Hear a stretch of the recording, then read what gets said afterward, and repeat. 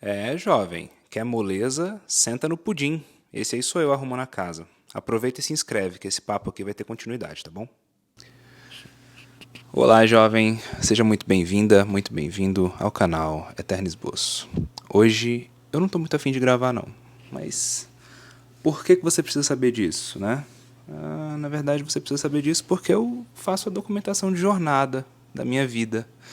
E eu prometi pra mim mesmo que eu não ia compartilhar só coisas boas. Eu ia compartilhar as minhas vulnerabilidades também. Terapia é isso, né? É intrínseco ao ser humano viver momentos bons, momentos ruins. E eu estou vivendo agora um momento no qual eu preciso me observar, que é um momento de procrastinação, é um momento que eu sinto que não quero mais fazer algo. Sinto que tenho que fazer algo, porém não quero fazer algo. Não me sinto capaz de fazer algo. Eu tô num momento que eu preciso tomar uma decisão, pois se eu não tomar uma decisão, as coisas vão sair do meu controle, né? Vamos dizer assim.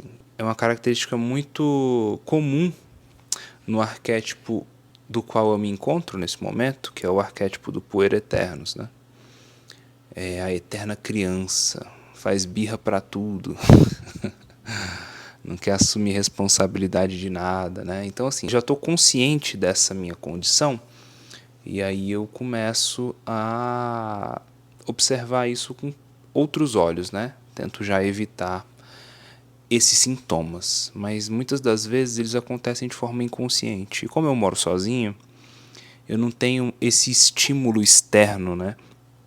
Para me lembrar das coisas ou para às vezes me fazer uma cobrança, que são coisas que são conflitos dos relacionamentos adultos que acontecem diariamente, né? Principalmente quem é casado, quem tem família, quem divide a casa com alguém, tem essas cobranças diárias, né?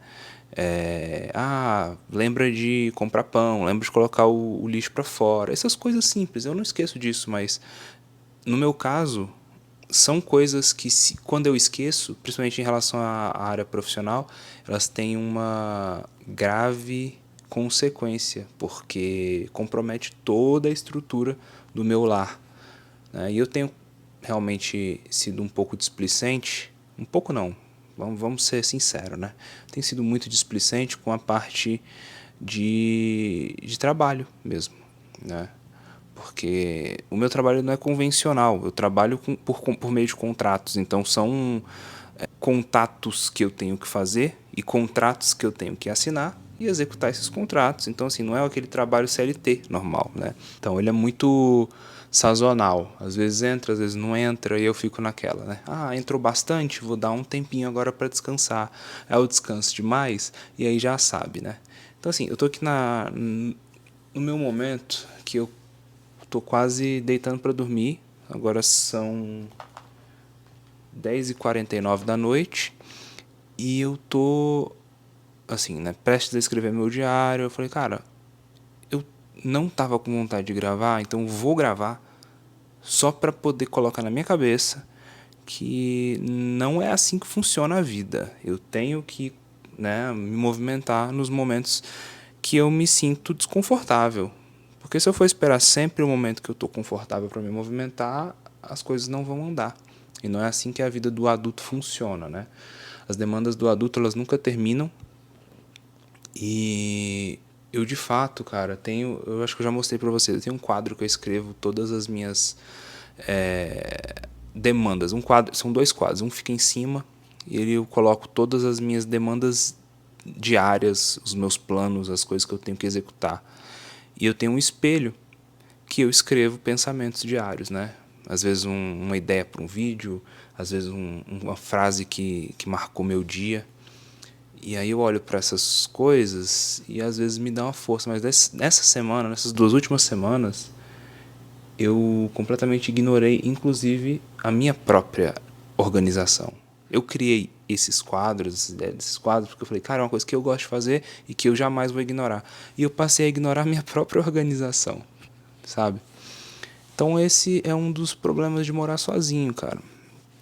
Esse é um problema muito chato de morar sozinho, porque às vezes é interessante ter alguém para te dar um puxão de orelha. Mas no meu caso, eu tenho amigos que eles não moram aqui comigo, mas eles estão próximos, né? Então a gente sempre se encontra. Inclusive esse final de semana foi um dos finais de semana mais legal que eu já tive na minha vida. Porque eu saí com as garotas pra gente ir pra uma festa junina. E a festa junina no Brasil era o evento cultural que eu mais me envolvia. Eu tenho um grande afeto pela cultura da festa junina, né? Eu gosto muito das comidas, eu gosto muito do enredo da festa, gosto do fato de a festa junina durar o mês inteiro. Às vezes ela até se estende para julho, né? Então, assim, é muito bom, cara. Eu gosto do clima da festa, o propósito da festa junina, é tudo muito, muito legal. É uma festa muito grande e muito rica culturalmente. Quando eu vi a possibilidade de presenciar uma festa junina, cara, já são 7 anos que eu moro aqui. São 7 anos que eu não comia uma pamonha, cara. Tá vendo? Isso assim, são coisas que eu gosto muito. Eu gosto muito de pamonha, eu gosto muito de canjica. Gosto muito de espetinho. Essas comidas todas típicas, assim. E eu tive a oportunidade de comer uma pamonha, sabe? Um bom filho de Goiânia que sou. Consegui comer uma pamonha, cara. Então você tem a noção do pertencimento que isso me gerou, né? Uma das coisas que eu gosto de fazer também, que eu praticava no Brasil, era dança. Eu ia pra aula de dança, dançava forró, cara, dança de salão, né? Então aprendi gafieira, muito pouquinho de gafieira, mas o que eu gostava muito de dançar era forró. Eu tive a chance de dançar forró com as meninas. Uma das minhas amigas, inclusive, ela é do Ceará, assim, para ela foi uma das melhores coisas que aconteceu em muito tempo também, porque antes dela se mudar pra cá, ela foi para São Paulo e, sabe, ela perdeu muito desse contato com a terra dela. Então, assim, pra gente foi muito legal a gente ter essa conexão com a nossa cultura. Eu tive um final de semana muito bacana, né? Tirando essa questão da festa, a gente ainda conseguiu curtir, a gente foi para outros lugares, eu tive muita oportunidade de conversar sobre coisas da vida mesmo, assim, dar uma espairecida.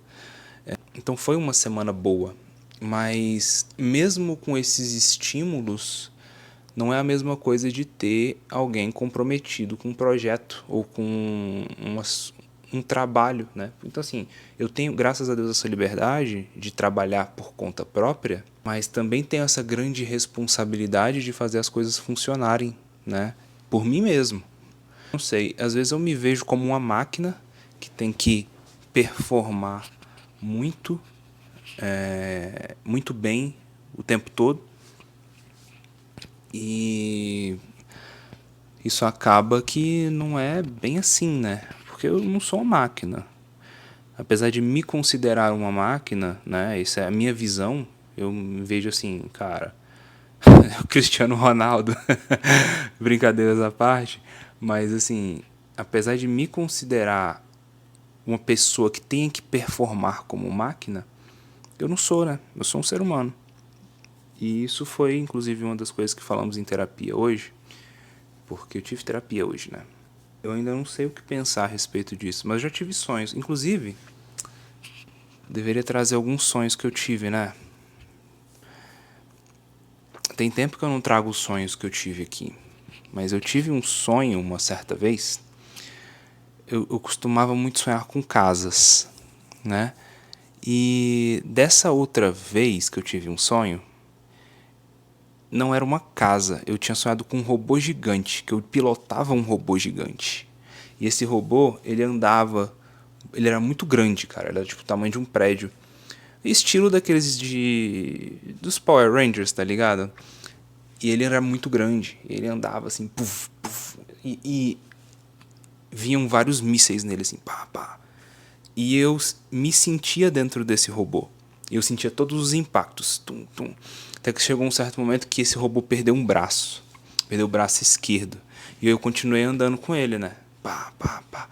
Aí chegou um momento que esse robô, ele parou de funcionar. Eu continuei seguindo minha caminhada sem o robô. E eu me senti um pouco mais leve, né? E eu acordei. Aí fizemos a análise desse sonho.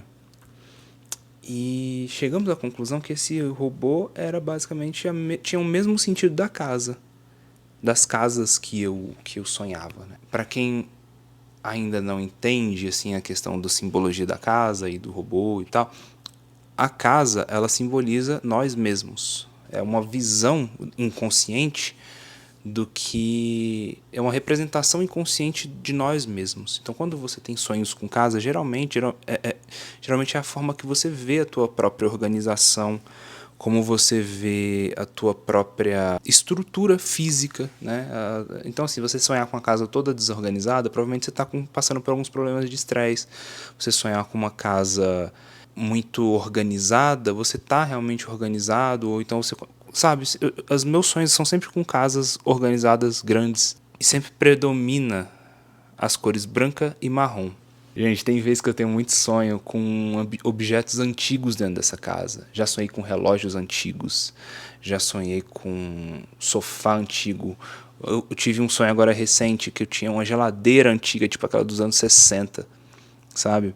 Muitos dos objetos que eu sonho, eles são vintage, não é muito coisa futurista. O único futurista que eu tive foi esse do robô gigante, que...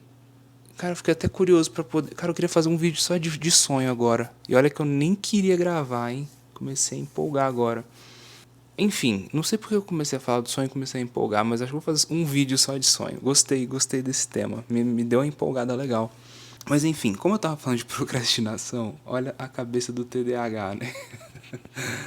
Então, eu me dispersei. Então, como a gente tava falando de procrastinação, é isso que eu faço, cara. Às vezes eu tô empolgado pra fazer alguma coisa e eu prefiro fazer essa coisa que me empolgou do que tratar do assunto que eu devo tratar. E geralmente é trabalho. Trabalho me desmotiva. Eu sou muito desmotivado com o trabalho. Mas eu trabalho muito bem sob pressão. Que interessante, né? O designer criativo típico é aquele que você fala, faz um projeto, aí você dá 30 dias pro cara fazer o projeto. Ele vai passar 20 dias fazendo pesquisa e 10 dias realmente executando o projeto. Eu já meio que, assim, em uma situação de trabalho, eu gosto de trabalhar rápido, assim, tá? Quando eu tô, assim, sendo contratado para fazer, eu gosto de chegar, pegar, fazer e entregar. Porque eu uso os prazos finais para fazer as alterações, que sempre tem, né, alteração em projeto criativo. Então eu meio que me eduquei nessa forma. Mas se for um projeto para mim, fala assim, Léo, tu tem um mês para tu criar, sei lá, alguma coisa, uma planilha aí de gerenciamento de custos. Quando é para mim, eu falo, eu faço depois. Eu não tô me sentindo bem agora, eu quero fazer uma coisa perfeita, sabe? Aí o perfeccionismo é uma ilusão de que você vai conseguir fazer uma coisa definitivamente a partir de um único trabalho. E, cara, as coisas não vão ser perfeitas de primeira, elas vão se aperfeiçoando. Todo ser humano é assim. Não adianta você falar, eu quero fazer uma coisa, vai ficar muito bem feito. Cara, vai ficar bem feito ali por um determinado momento, mas ele não vai ser atemporal. Ele vai ter um prazo de validade. Tudo na vida tem prazo de validade. Às vezes eu caio nessa ilusão de que se eu me esforçar aqui para fazer uma coisa, uma obra-prima criativa, eu vou fazer uma coisa e nunca mais vou precisar trabalhar nela, né? Isso acaba me deixando ansioso e às vezes eu até abandono os projetos por conta dessa idealização errada. Então, um pouquinho de realidade não faz mal a ninguém, né? E é o que falta pro Puer. Puer Eternos é o cara que vive no mundo das ideias.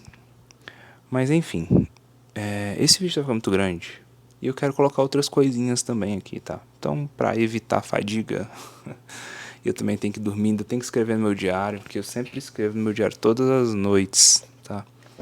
Porque é uma das minhas formas de me manter na realidade. Se eu não escrever a data de próprio punho, eu não vejo o tempo passar. Bizarro isso, né? Então, é isso. Mas como eu tava, assim, sem vontade de gravar e eu tava meio que tentando procrastinar, eu me forcei a abrir mão de alguns minutos de sono pra realmente gravar um vídeo e fazer as coisas acontecerem, né? Porque eu só tenho a mim mesmo. E se eu mesmo me sabotar, meu insucesso será garantido.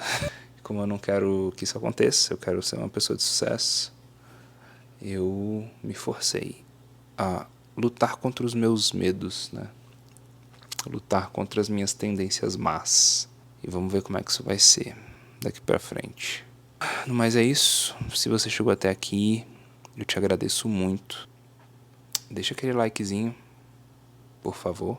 Eu sei que você é uma pessoa foda, moro. Sei que você é uma pessoa legal. Deixa aquele like, segue aí. Era pra ter falado só nos primeiros minutos, né? Mas enfim. Se você chegou até aqui, muito obrigado. E os meus parabéns por você ter a paciência de estar buscando o autoconhecimento. Porque isso não é pra qualquer pessoa, tá? É difícil. É trabalhoso e é demorado. E mesmo assim, muitas das vezes você não vai chegar no resultado que você acha que você quer. Porque as coisas vão mudando no meio do percurso. Então essa é a minha documentação de jornada. Seja muito bem-vinda, muito bem-vindo à minha vida. Espero que você permaneça. Caso não permaneça, as coisas são passageiras na vida da gente também. E eu agradeço por nossas almas terem se encontrado nesse momento. Tá bom? Um beijo pra você. Se cuida. Boa noite pra gente. Tchau, tchau. Hey Google, lights off.